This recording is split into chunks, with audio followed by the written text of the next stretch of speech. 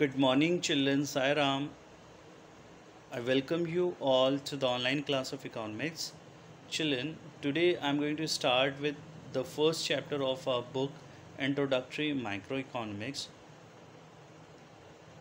So, children, before I start, let me explain you the syllabus of class 11th economics for this academic session 2020 to 21. So, children, as you see in this slide, the entire syllabus of economics is classified into three categories, into three parts. The first part is yours, statics for economics, in which you are going to learn the three units, which contains a weightage of 40 marks in your examination. The second part is yours, introductory microeconomics. The second book is your introductory microeconomics, in which the entire syllabus of microeconomics is classified into four further units, which contains a weightage of 40 marks in your examination. And the third part is yours, project work, which contains 20 marks of weightage, and in this 20 marks you have to make one project file of 12 marks, and the remaining 8 marks is there for your viva voice. So children, let us start the first chapter of our book, Microeconomics, and the name of our chapter is Economics and Economy. So the topics what we are covering today here is, first, what economics is about, and second is microeconomics and macroeconomics. Thereafter, positive and normative economics, what is economy, a simple economy, and organizations of economic activities, the type of economics.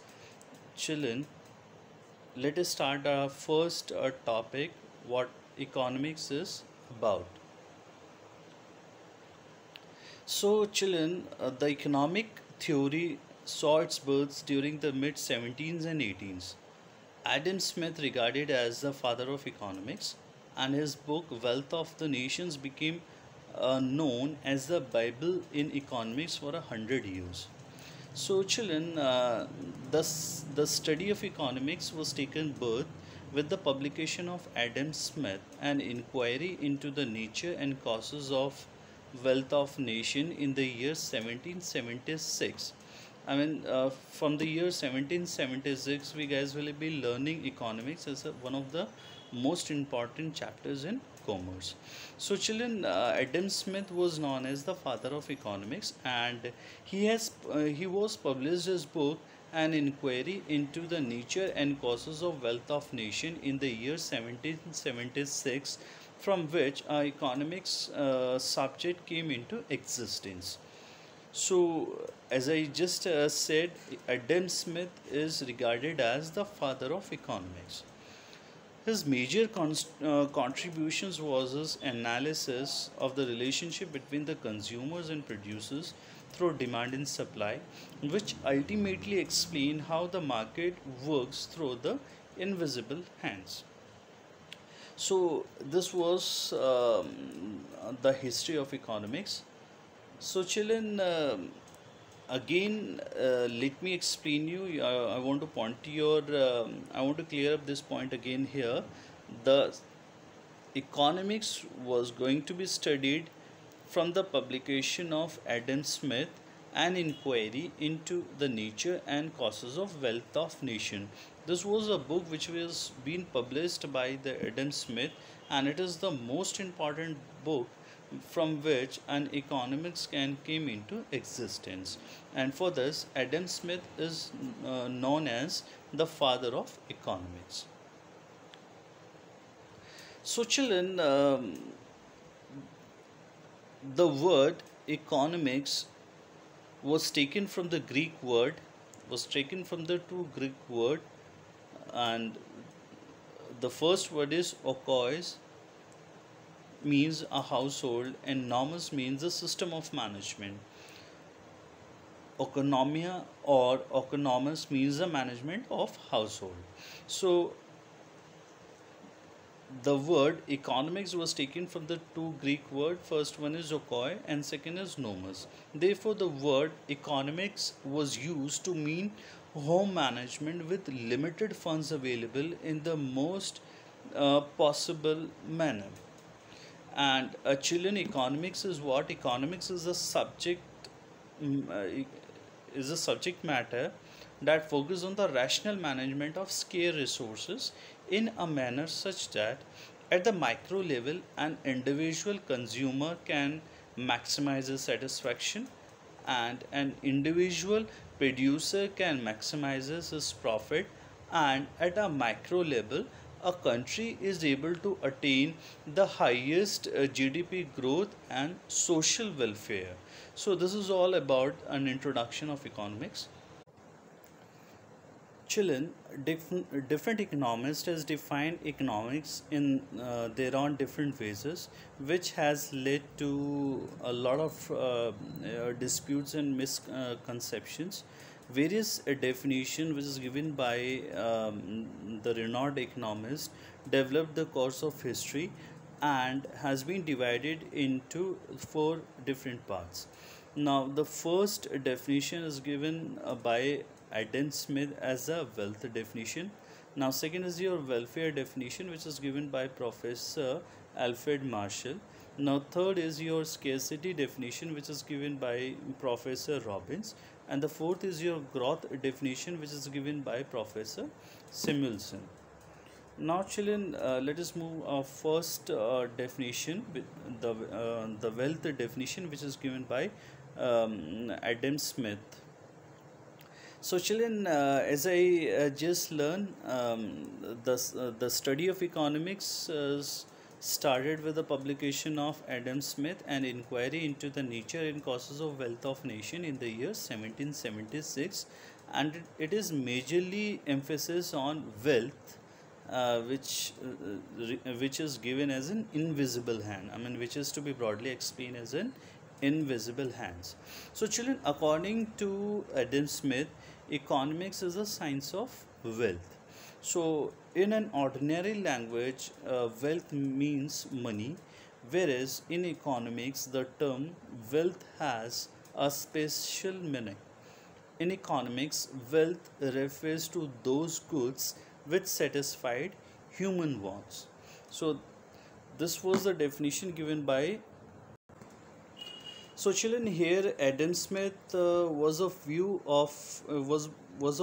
that economics is concerned with the problem arises from the wealth getting and wealth using activities of people. So, he was interested mainly in study the ways by which the wealth of all the nations could be increased. Now, second is your um, a definition which is given by Alfred Marshall uh, in by his book The Principle of Economics, which is purely related with the welfare, social man, and as well as the classificatory.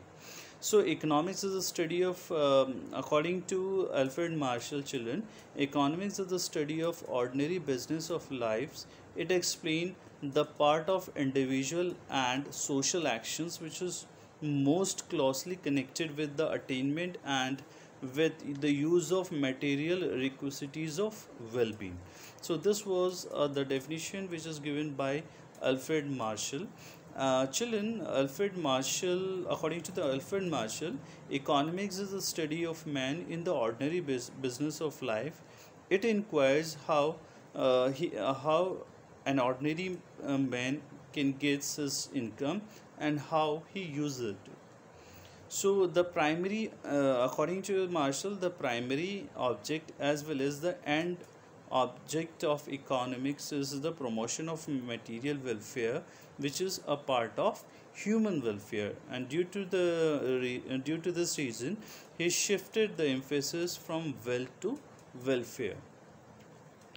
Now, the third definition, which is given by Professor Robbins, is actually he has given his definition from he has published as one of the most important book, an essay on the nature and significance of economic science, which is published in the year 1932, which is purely based on the scarcity, unlimited wants, and analytical. So, according to him, children, economics is a science that studies human behaviors as a relationship between and scare means, which has alternative uses.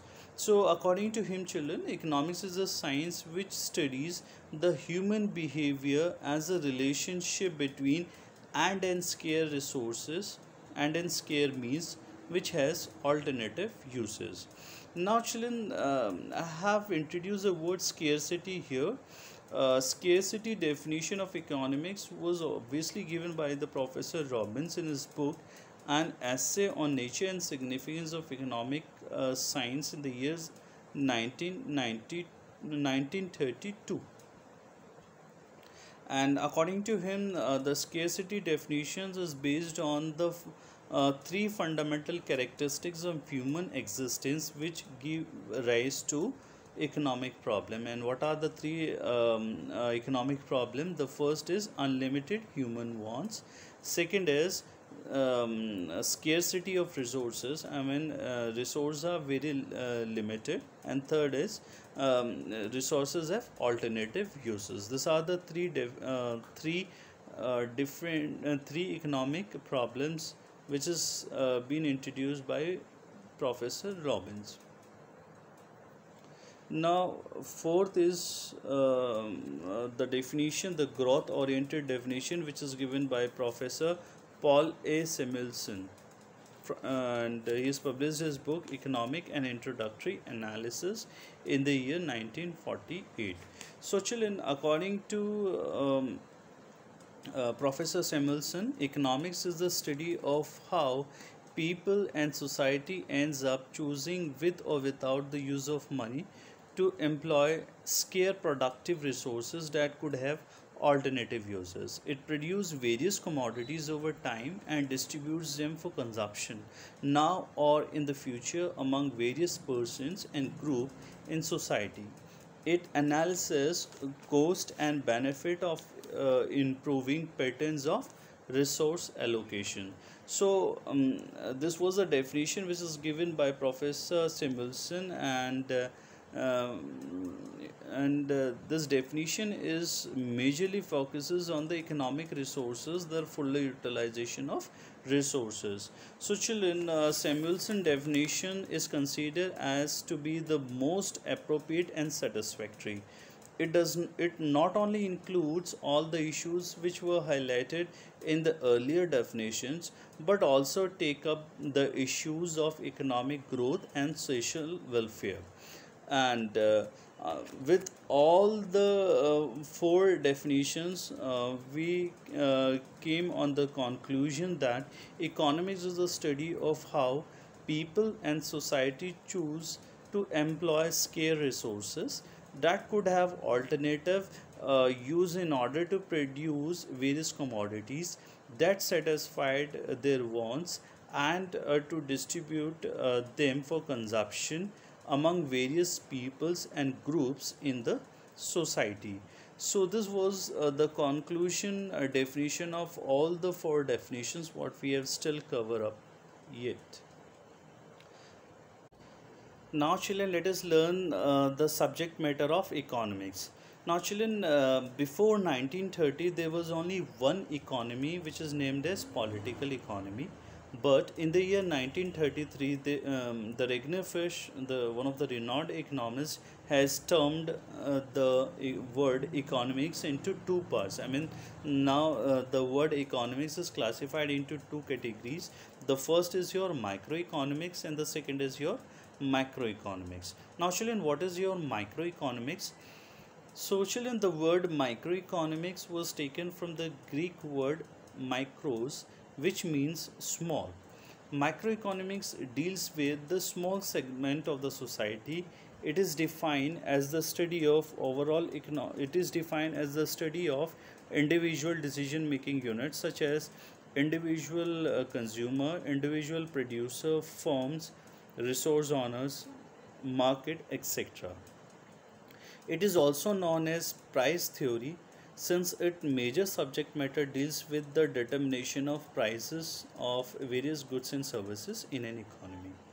Or you can say that microeconomics is a branch of economics that studies how individual, household, and the firm make decisions to allocate limited resources typically in the market where goods and services are being brought and sold. So this is your the first you can say the part of economics, which is name is a now children, let us learn the second uh, part of microeconomics, that is macroeconomics. Now children, the word macroeconomics was again taken from the Greek word macros, which means large. It deals macroeconomics deals with the aggregative economics. It is defined as the study of overall economic problem, overall economic phenomena such as inflation, the problem of such as the problem of unemployment, inflation, GDP, savings, aggregate consumption, aggregate demand, investment, etc. It is also known as theory of income and employment, since its major subject matter deals with the determination of income and employment. So in macroeconomics, we are going to learn the economic issues, the economic problem, not related with an individual consumer or an individual buyer, producer, firm, market, but we are going to learn the economic problems related to the entire country as a whole. I mean, we are going to learn the economic problem, the economic issues at an aggregate level, at an country's level, overall country's level. So this was the macroeconomics, one of the most important branch of economics. And children, this microeconomics you are going to learn in class 11th economics, whereas this macroeconomics you are going to learn in class 12th. Now, let us learn the importance of microeconomics. So, children, microeconomics has both practical as well as the theoretical importance, and it is clear from the following points. In first point, children, in microeconomics, it helps in formulating the correct economic policies, which enhances productivity and results in social economic welfare. Now, second importance is it describes how in a free enterprise economy and individual units can attain the equilibrium position. Third is children, it helps the government in formulating the correct price policies. And the importance of microeconomics can be understood as it is helpful in the operation of economy. Second is it provides the tools for the economic policies. Third, children, it examines the condition of social welfare. Social welfare, in a sense, it works out in the social economic welfare of the society. Fourth is children, efficient utilization of resources. Now children, efficient utilization of resources in the sense whatever the resources we have, and now microeconomics help us to utilize the resources in the fully efficient manner. I mean, the resources, as you all know, the economic problem arises just because of the three reasons. We have limited resources, and humans wants are very unlimited, and wants have alternative uses. So just to fully utilize the resources, the economics is really working in this field. Now fifth is useful international trade. I mean, it is really helpful in conducting or usually doing an international trade. Now sixth is useful in decision making. In microeconomy is always helpful in taking the decisions which is related with the optimal resources allocation. Now second is the basis of prediction, linear programming, and price determination. As a price determination is the subject matter of economics, as it majorly focus on the determination of prices of uh, various products of various goods and services in an economy. So children, this is the importance of a microeconomics. Now let us learn the next topic, that is positive economics. Now children, what is positive economics? Positive economics refers to those economics or those economic issues or the economic problem which is related with the past, present and future. It deals with such economic situations which is based on the fact and figures. For example, 21.9% of country's population is living below the poverty line. Now, with this given statement, there are some observations of positive economics. The first observation is on the eve of independence, poverty has affected a large percentage of population in India. This is the first observation what we feel that just because of on the eve of independence, the poverty has affected a larger percentage of population in India. This was the first observation.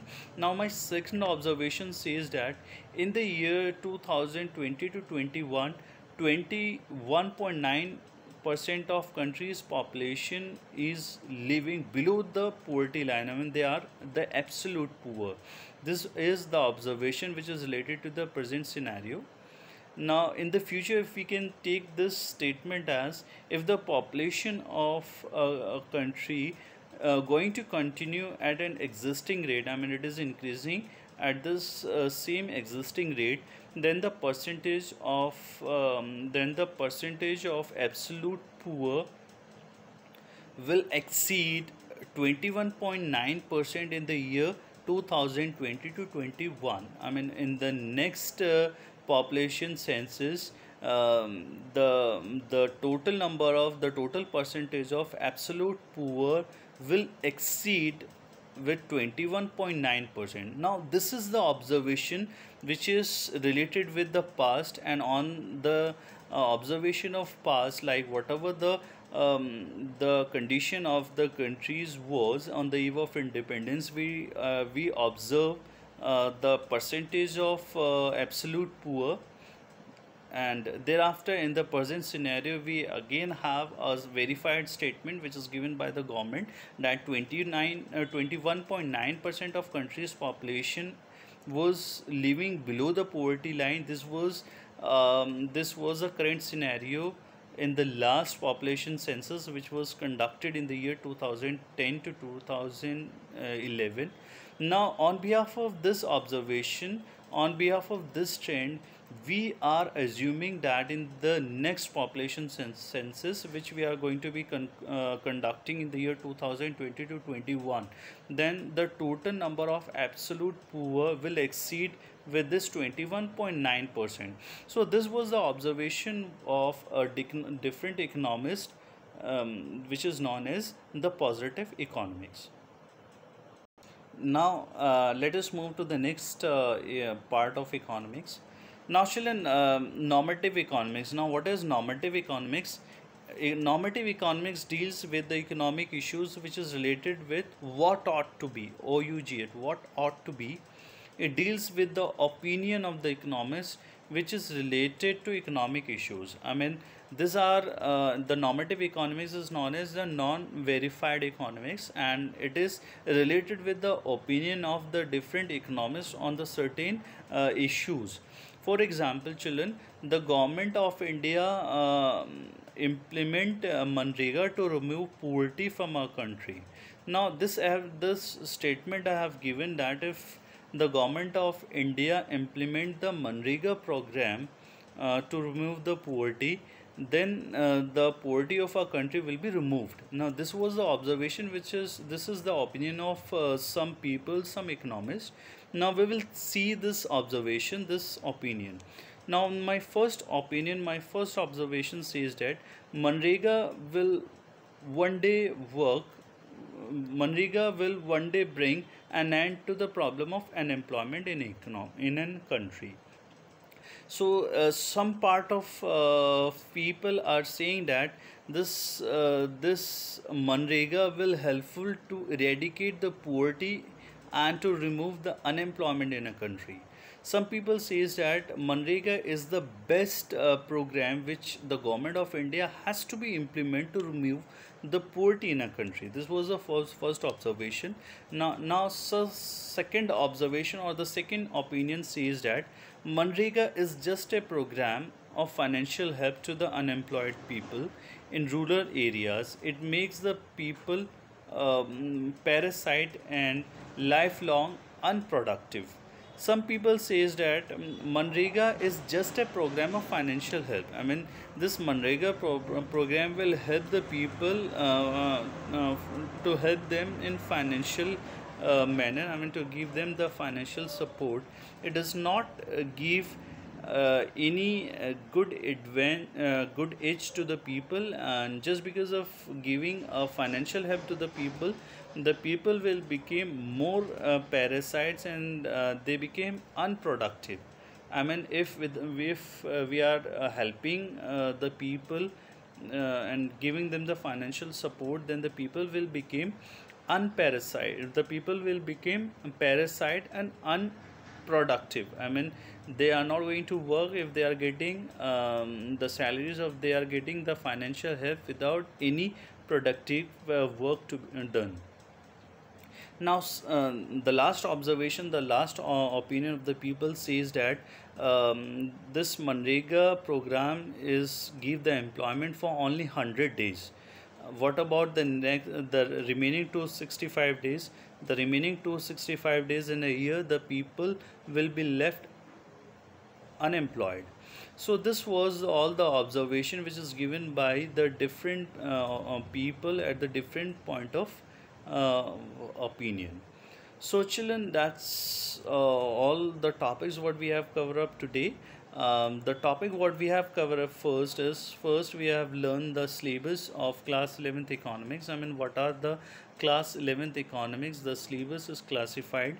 Second is we are starting with the first topic, introduction to economics. We have learned all the four definitions which is given by the renowned economist.